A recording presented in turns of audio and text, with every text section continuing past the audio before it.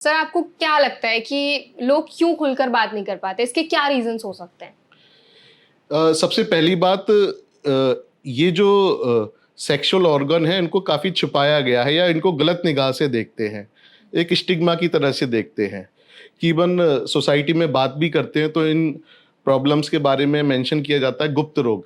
जी। कुछ बातें मत करो, हुँ। किसी से बातें मत करो।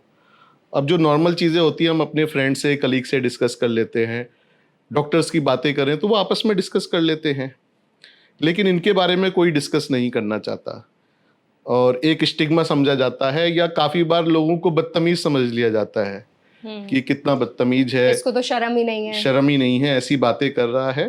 तो ये एक मेजर रीज़न है। मुझे लगता है सोसाइटी में जैसे मैंने पहले भी बोला कि एक टैबू टर्म की तरह इसको हम ट्रीट करते हैं। ऑल्सो एक चीज़ है कि सर इस प्रॉब्लम से जो लोग जूझते हैं ना वो डॉक्टर्स के पास भी नहीं जा पाते हैं। Because they feel so embarrassed कि अगर हम इस चीज़ के बारे में डिस्कस करेंगे तो हमें जज किया जाएगा।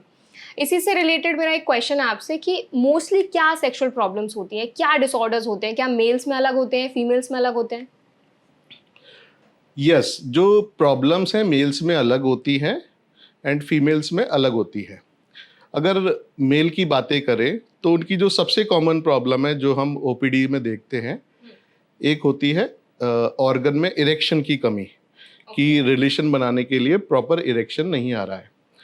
दूसरी सबसे कॉमन प्रॉब्लम होती है प्री मैच्योर इजैकुलेशन की, जिसमें कि जब वो रिलेशन बनाने जाते हैं तो जो सीमन है वो जल्दी डिस्चार्ज हो जाता है, या तो रिलेशन स्टार्ट करते समय ही डिस्चार्ज हो जाता है या कुछ सेकंड में ही डिस्चार्ज हो जाता है। तो ये सबसे कॉमन प्रॉब्लम दिखती है। फीमेल्स की बातें करें तो जो फीमेल पॉपुलेशन है अभी भी ट्रीटमेंट में बहुत कम आती है। ओके।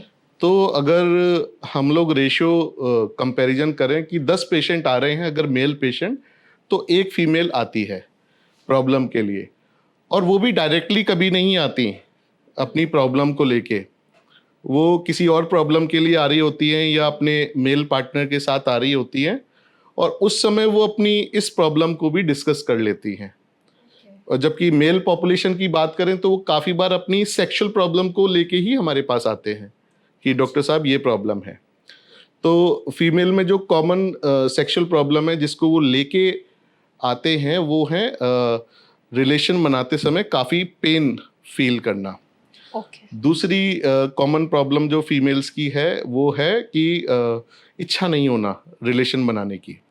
तीसरी बातें करें जो फीमेल्स प्रेजेंट करती हैं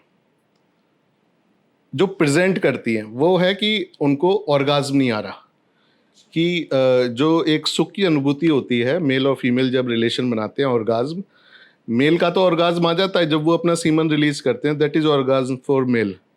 लेकिन फीमेल को जो फीलिंग होती है वो थर्ड प्रेजेंटिंग प्रॉब्लम है, लेकिन मेरे हिसाब से वो सबसे कॉमन प्रॉब्लम है फीमेल्स की, कि उनको ऑर्गाज्म ही फील नहीं हो रहा। तो इस तरह से हम मेल और फीमेल की प्रॉब्लम को देख सकते हैं।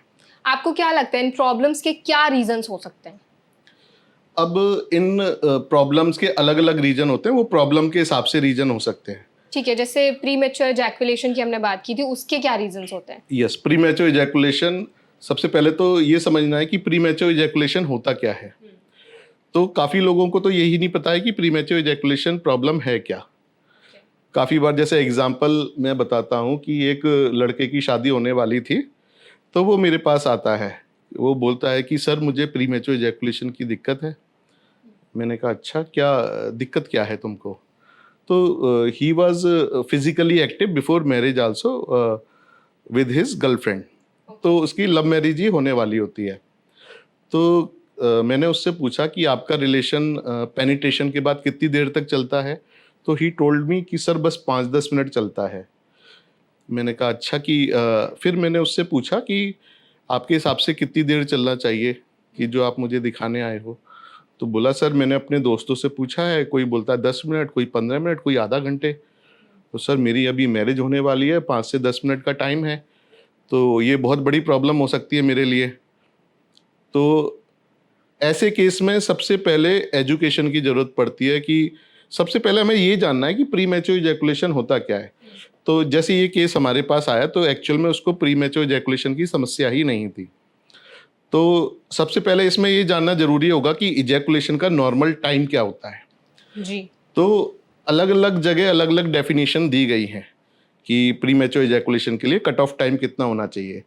कहीं पर 2 मिनट, कहीं पे 3 मिनट, कहीं पे 5 मिनट। तो ऑन एन एवरेज अगर इंडियन पॉपुलेशन में देखें तो 3 मिनट अगर टाइम वाली डेफिनेशन लेते हैं तो एक डेफिनेशन होती है कि मेल एंड फीमेल के सेटिस्फेक्शन के हिसाब से, कि दोनों partner, male partner and female partner, अगर दोनों सेटिस्फाइड हैं, रिलेशन के बाद दोनों को ऑर्गाज्म हो गया है, चाहे वो 2 मिनट में हुआ हो, चाहे 3 मिनट में या 5 मिनट में, उस कपल के लिए वो डेफिनेशन फिट होती है। तो लोगों को इस तरह की सिंपल एजुकेशन देना भी जरूरी होता है, और जो लोगों को नहीं पता है।